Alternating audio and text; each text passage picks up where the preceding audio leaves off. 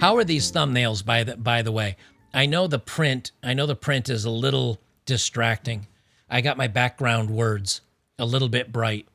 But other than that, are these an improvement or are they too busy? Let me get some thumbnail feedback. I would appreciate it because I'm just trying new styles. I want to find something that is recognizable and has a theme to it. So I'm trying to change them up a little bit. Oh, here's the next step. Here is the next step in the Navy, the U.S. Navy, chasing irrelevancy down the toilet bowl of history. Navy fleet welcomes newest USS New Jersey, the first gender-neutral submarine. Let me say that again. A gender-neutral submarine. Now, at first, when I saw this headline, I said, wait, does that mean that there's only gender-neutral people on board? Is this where we're going? But apparently not. Although that's the way the headlines read. Apparently, it's very important that we have a submarine that can have the equal number of men and women serving on board. Now, if any of you have ever been to a ship graveyard or a ship museum and you go on these submarines, things are tight. Like you almost have to sleep on, I think number one, you have to be shorter than, 5'8" to serve on a submarine. I don't remember what the height requirements are, but you have to be short. You have to be kind of on the thin side. You're not going to be one of these 6'4" Gunther looking dudes. And I've seen the bunks, like you almost have to slide in and either sleep on your back or your stomach. The bunks are stacked so tight you can't even sleep on your side. Or if you do, it's very tough. And you're in a room with stacked like sardines in a can with these guys. Well, now they're going to decide, hey, let's put women in this same tiny little area. Now, if they wanted to make a submarine that was all women, I guess I'd be fine with that. But I was in the military, and I'm going to read the story in a second, but I have firsthand experience in the military. When I joined the Air Force, we had the opportunity to sign up to be in the Air Force marching band. Now, this is basic training. And we did basic training just like everybody else did, which is, we did all the exercises and all the training, all the drill. The only difference is instead of going to like KP, kitchen patrol, or instead of doing other things around the base to clean or to repair during our I guess you call it a group time, we played our musical instruments in a marching band. That's what we did. And it was equal men and women. And let me tell you something. After basic training was done, when we got our 3 days of time off or like a day pass, you could go into town for 3 days. Almost every dude and every girl by that point had kind of paired up and they took their day passes and almost every damn one of them rented a hotel room and they just banged each other for 3 days straight because all the tensions from being in, you're in the military and then on top of that, you're in a band together and you're hanging out together and there's a lot of stress and they wanted to blow off stress and they just ended up, basically everybody got hotel rooms and just slept with each other for 3 days. I have a feeling that there's going to be a whole lot of pregnant women getting off this boat and either leaving the service or they're going to be like, okay, we need to go silent mode. Silent mode. We're entering enemy territory. Turn off all noises. Entering enemy territory. Shh. And from the back of the ship near the bathrooms, you're going to hear. Yeah, there's going to be someone doing a little clapping that ass action in the back end. You know that's going to happen. STD is going to go rampant. You name it. All right, gents, listen up. The world's getting more unpredictable by the day. Political insanity, rumors and actual threats of war, an unstable stock market, and now the looming threat of a new global health emergency. Did you know there's a bird flu summit coming in October? It's eerily reminiscent of Event 201 that foreshadowed the COVID pandemic.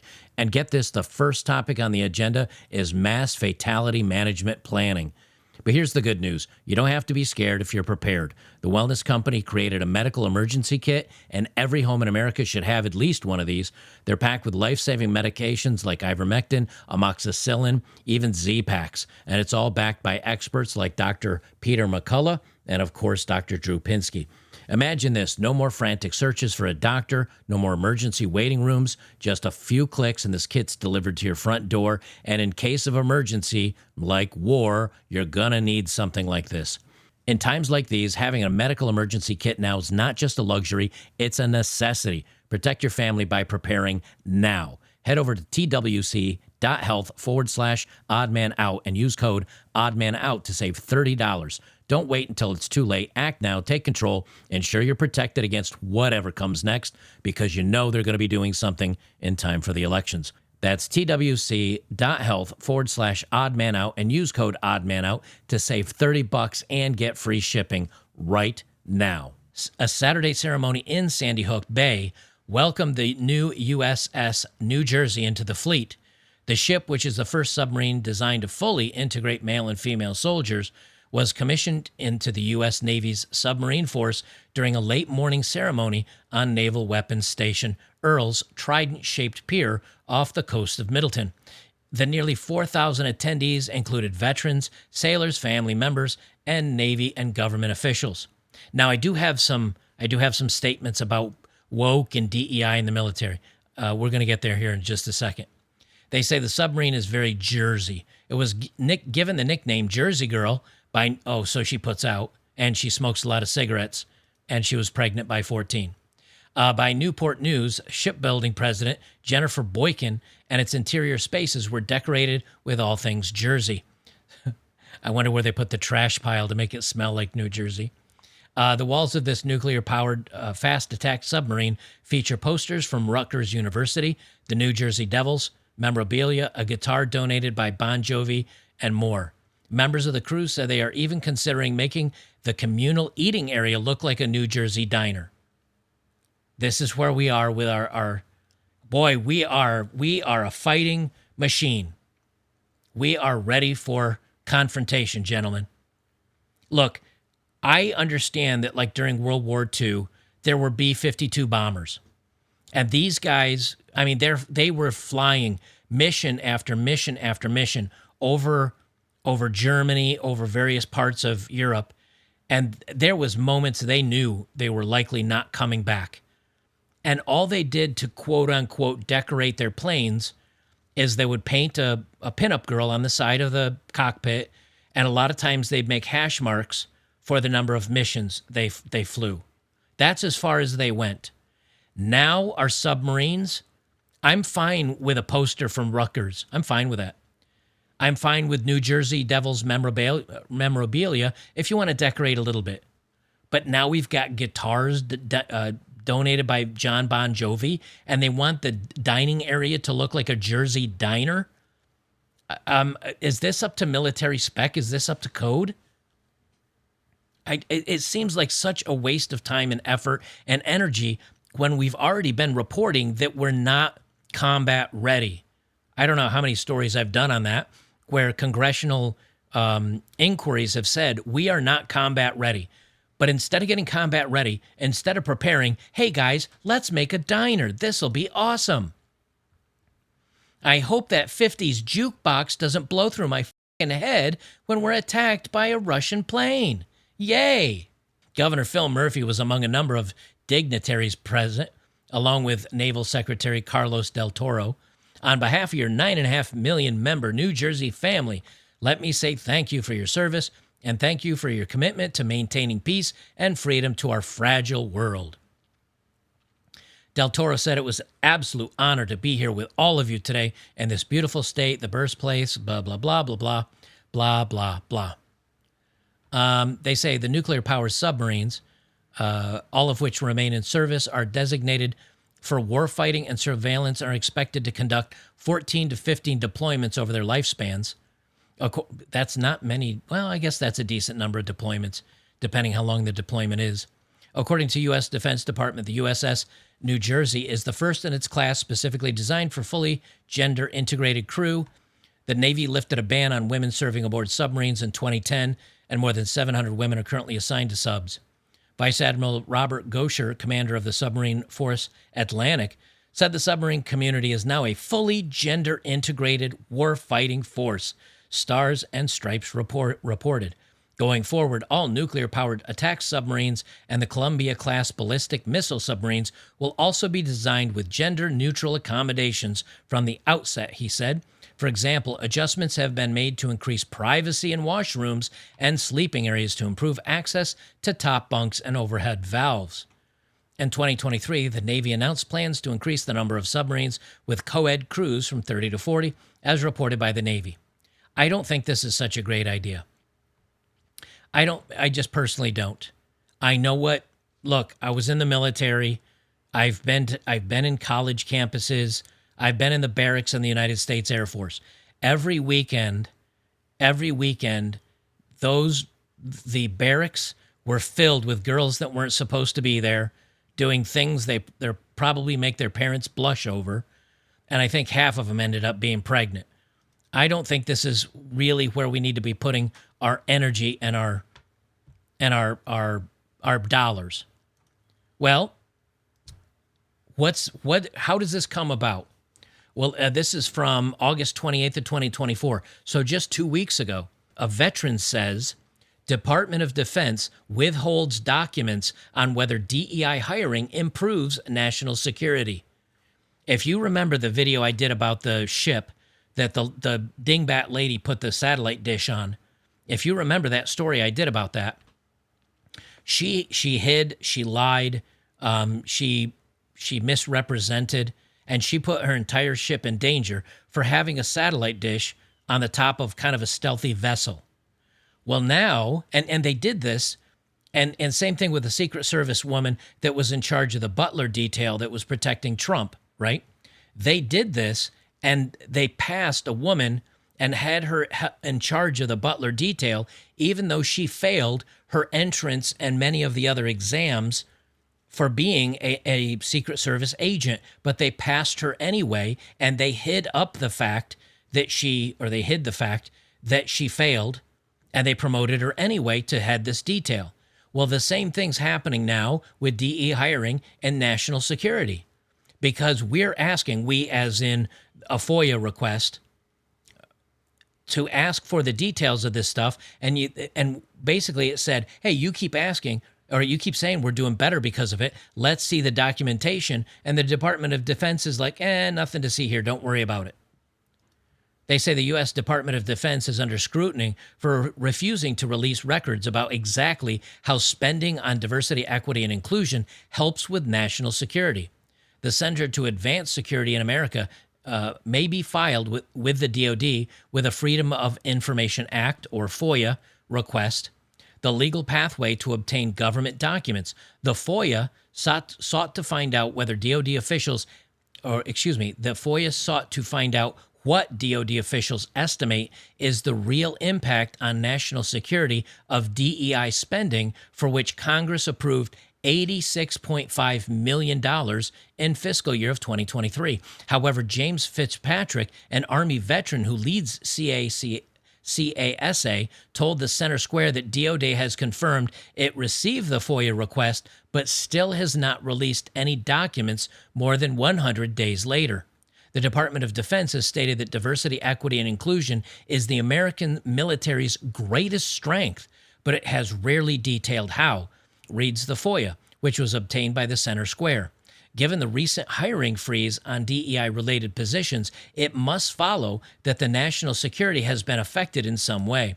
The information obtained is necessary to evaluate the impact of DEI initiatives and financing on prioritizing efforts to advance national security.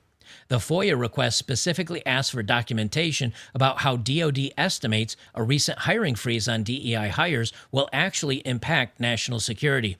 DoD regularly estimates readiness and national security impacts, especially in its funding requests to Congress for various kinds of equipment, programs, and more. What I find interesting is the way that they frame this.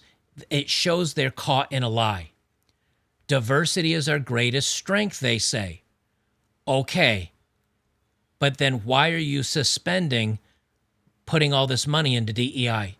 If it's our greatest strength, why did you stop putting money into it? Show us why. And they can't. So that's almost like saying tanks are our best military weapon. They're not. But tanks are our best military weapon. But we're going to stop putting money into tanks. That doesn't make any sense. Well, the FOIA, that's what they're saying. Hey, you say this is our greatest strength. Why did you defund it? Now, we know the truth of it. They defunded it because it's crap.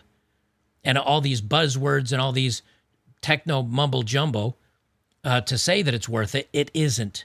And so they've cut the spending on it because they realize they're throwing money away, which is mostly what our government does anyway. I won't go down through the rest of this, but you get it.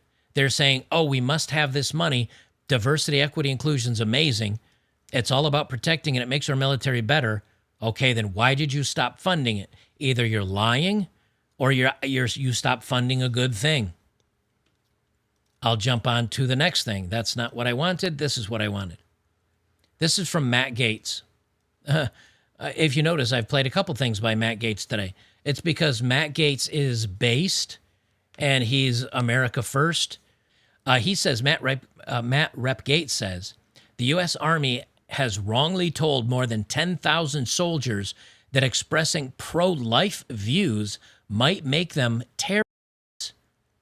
I don't want to get into the politics per se of this being whether you're pro-life or you're pro-deletion. That's not what this argument is about, nor is it about this segment. This segment is about the government that is so worried about DEI and inclusion and making sure all this diversity stuff goes through, that if you're white, that if you're a male, that if you're Christian, that if you're pro-life, they will label you as somebody to be on a warning list, somebody to be worried about. I'm going to let this play through in its entirety. But this is what DEI is doing to our government, to our military. It's politicizing it. It's making it so that young men that maybe are, whether they're red-pilled, whether they're family-oriented, whether they're conservative, whether they're traditional, whether they just don't believe in all the Rainbow Skittles mafia, they're being put on lists as the bad guys. So General Matlock, after years of the Army wrongly telling over 10,000 soldiers that someone having a pro-life license plate might make them a terrorist, was anybody fired? Representative, again, the chain of command is the responsible agent for adverse actions or personnel actions, and I'm not going to comment on what they've done or not done. That resides with the chain of command. Well, don't you think that has failed? Because wasn't the obligation to stop this nonsense also with the chain of command? The chain of command took immediate, upon receiving the report of the poorly developed training materials, the chain of command took immediate action. In the United States Army, 8 years might be immediate, but it doesn't seem all that immediate to me. I mean, does years and years of doing this seem like the chain of command was immediately responsive to this errant action to you? Representative, we recognize that that is a very long period of time. Okay, so we'll dispense with immediate then. Okay, so you're kind of playing games. Let me just pause him for a quick second. You notice that even this general says those training materials were sent out in error. They were inerrant. They were improper advice or improper directions or improper training materials. That general, of course, he dances around just like every other person in our government that can go in front of a congressional committee and they'll talk about their dog Spot and how their house is painted yellow, but they will never answer a question clearly, and Congress never does anything about it. There's never any punishment. So you can go in there and they'll ask you, why aren't people being held accountable for this? Well, it's the chain of command and it's not me, and and also my dog Spot is awesome at fetching the ball. And they'll say lots of mean words back and forth, strong words back and forth to correct this, and then nothing ever happens to anybody. So of course you're never going to hear the truth. But nonetheless, the documents went out, the training materials went out. They weren't prepared by the general. They weren't prepared. They were probably prepared by some HR department in the United States military. And who's the HR department's filled with? A bunch of woke weirdos. And so they put Christians or anybody that's anti-baby deletion, they're pro-life, they put them on a watch list. Current active military members on a watch list because their opinions are conservative or Christian. That is a huge warning sign. That's why we're having recruitment problems in our militaries, because the traditional young men that like military and family and honor and doing the right thing, they're avoiding military at all costs because of this stuff and the DEI and the gender neutral submarines and all the rest of this. It's all tied together. And it's a serious problem, because if we do get into conflict and we are drafted, you younger guys, it'll be a long time till I get drafted. Thank goodness I did my time back when I was a teenager. If they get into draft, you're going to be overseas with weirdos like this. And that's why I share this information, not just on my news channel, but also on Better Bachelor, because this really, really, really affects men. Because these are the people that you're going to be serving in the trenches with or on that submarine. These are the people that have your back. And these same people cry when you use the wrong pronoun. That's not the people you want to be having your six when you're out in the field.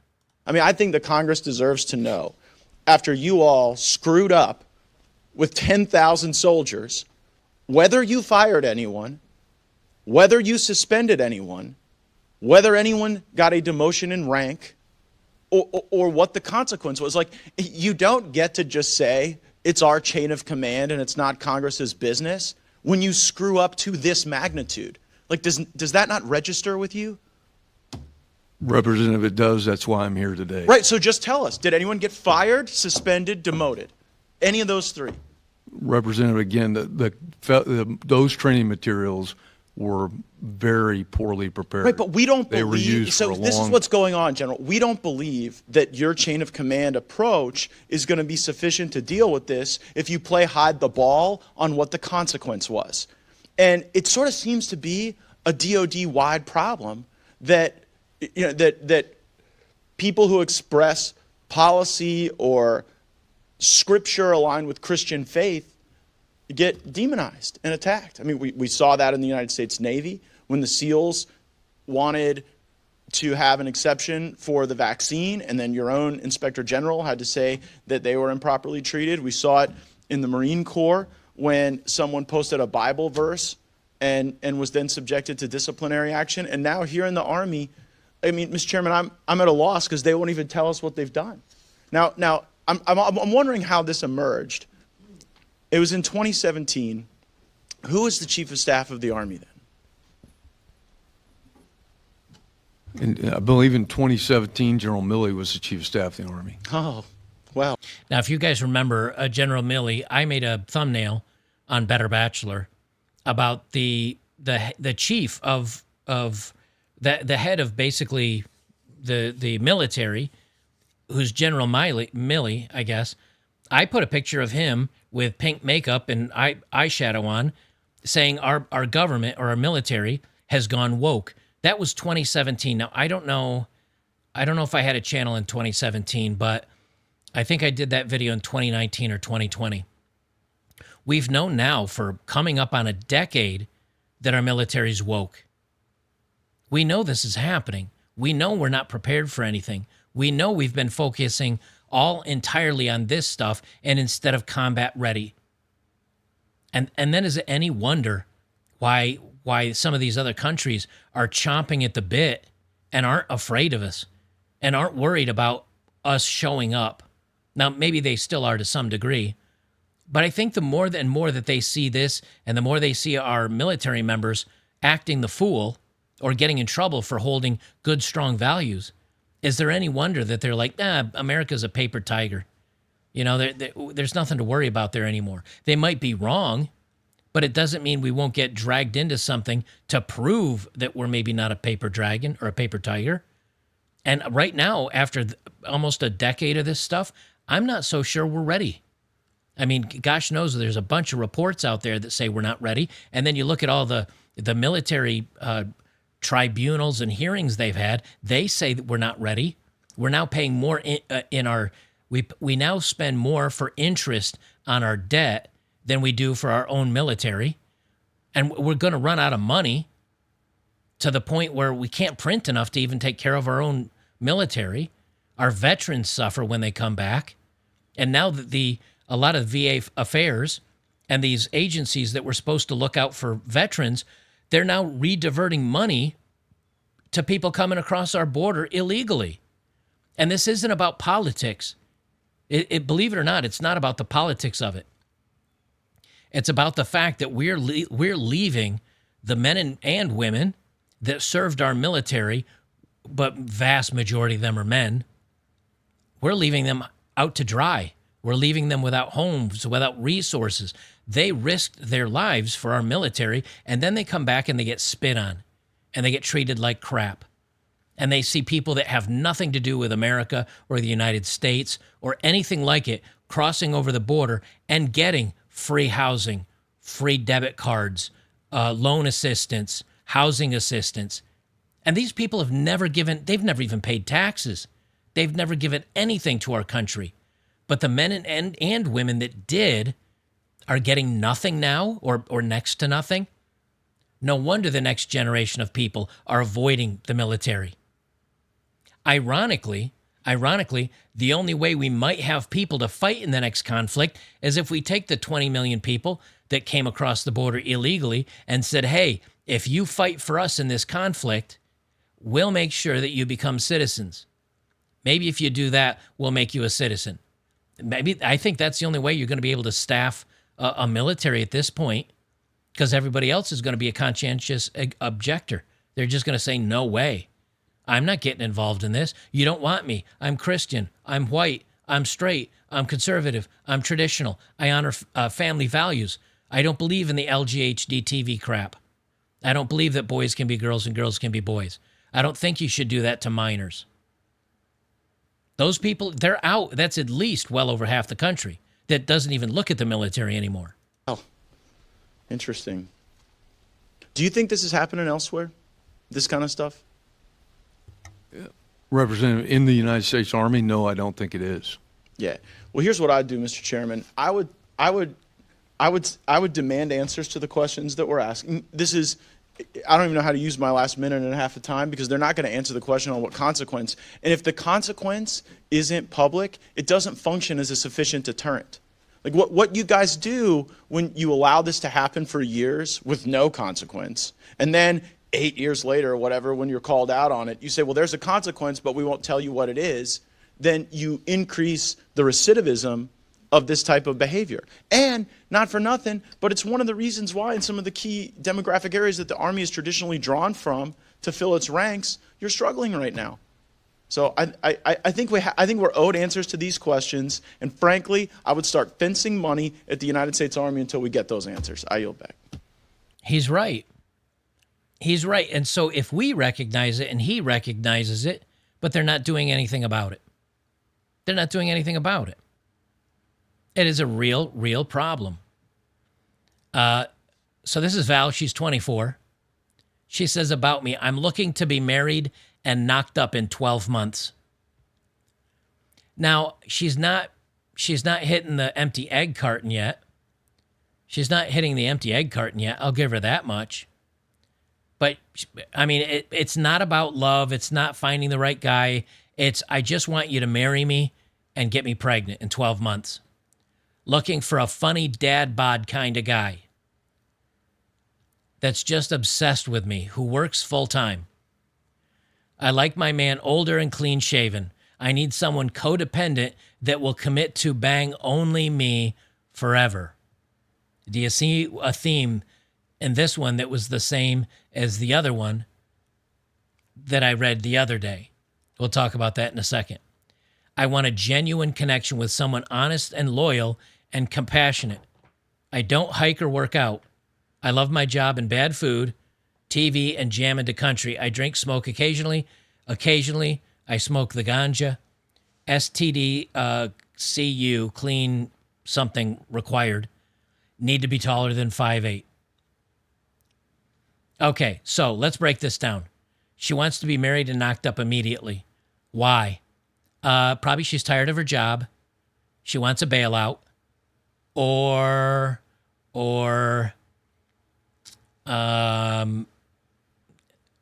maybe she just wants a kid. Maybe a couple of her friends had some kids and she feels left out. She wants a funny dad bod kind of guy. So the dad bod kind of guy that most of these women are looking for, they're looking for like, let's see, the only actor I can think of that works out a lot is like Henry Cavill. I'm trying to think of other ones, but he's always the one that comes to mind because he's tall. He's a pretty good looking guy. He's kind of a nerd. Well, she wants a nerdy, funny dad bod kind of like guy, like Henry Cavill with like 20 extra pounds or 10 extra pounds. Like he doesn't have to have a six pack, but he's got to at least have a firm belly and also look like Henry Cavill.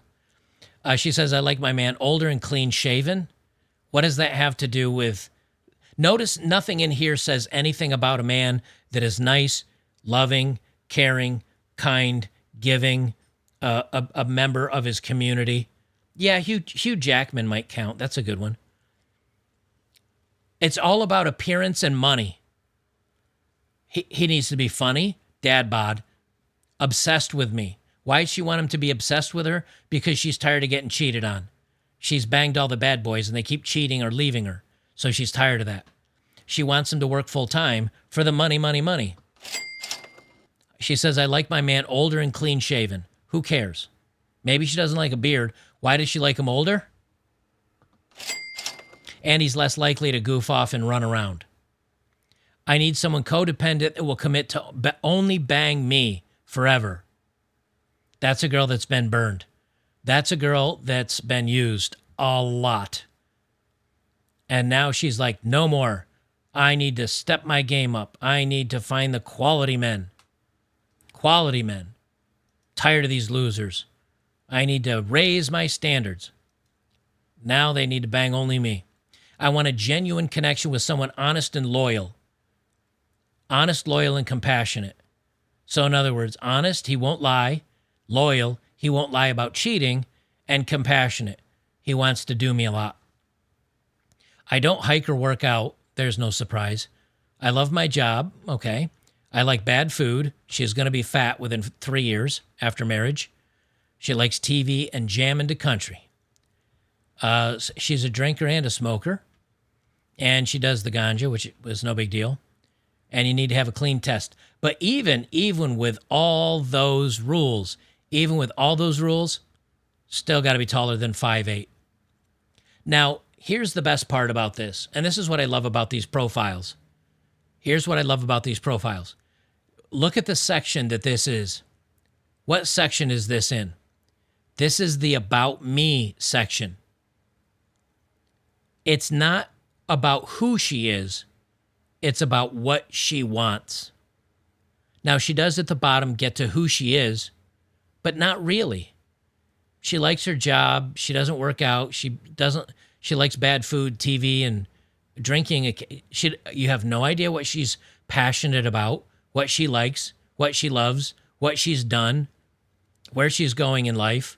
She tells you a couple of blah hobbies that everybody has. I think everybody likes TV, bad food, and being lazy, and either drinking and or doing some ganja. Congratulations. You're like 4 billion other women on the planet. It's a grocery list. It's always a grocery list. And it's only ever going to be grocery lists from here on out.